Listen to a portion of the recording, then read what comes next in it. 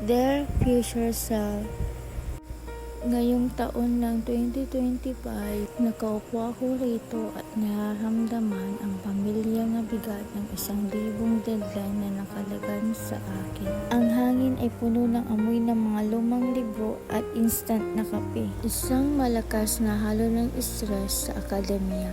Aking mesa ay isang digmaan ng mga nakasirang papel, mga kalahating walang laman na bote ng tubig, at naglalagi ang multo ng isang gabing pag-aaral. Sa ngayon, ang ideya ng pagkakaroon ng sariling bahay ay parang isang malayo, kumikinang na mirahe sa disyerto ng aking mga responsibilidad. Ito'y isang pangarap, isang maganda, halos hindi maabot na pangarap, na nakasilid sa isang sulok ng aking puso, kasama ang mas nakakatakot na gawain ng pagtatapos.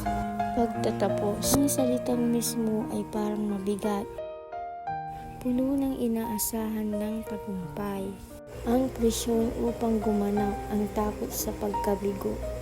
Ito ay isang patuloy na ugong sa background ng aking buhay. Isang mahabang pag-aalala na sumama sa bawat takdang aralin, bawat pagsusulit, bawat gabing pag-aaral.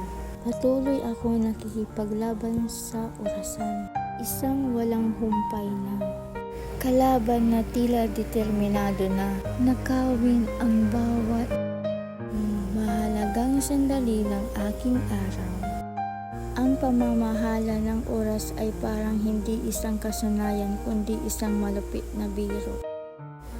Isang patuloy na pinagmumulan ng pagkabigo at pagsisisi sa sarili. Patuloy akong nakikipaglaban sa orasan. Isang walang humpay na kalaban na tila determinado na nakawin ang bawat mahalagang sandali ng aking araw.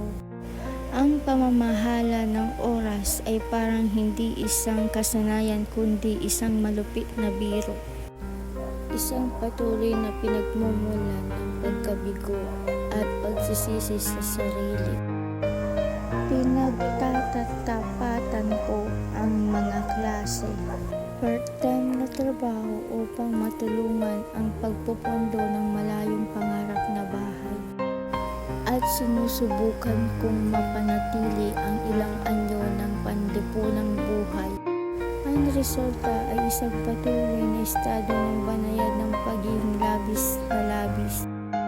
Isang mababang antas ng pag-aalala na hindi kailanman ganap na kumukulo, ngunit patuloy na nagpapanatili sa akin sa gilid.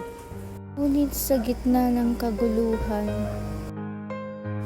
sa gitna ng walang katapusang ikot ng pag-aaral at pag-aalala, may mga sandali ng dalisay, hindi nagkakamali na kagalakan.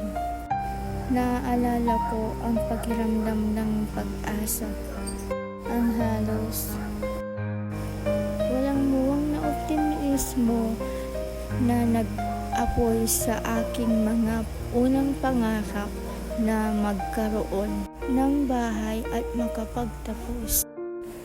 Ang mga pangarap na iyon ay tila napakakahawig noon, napakalapit sa abot kamay.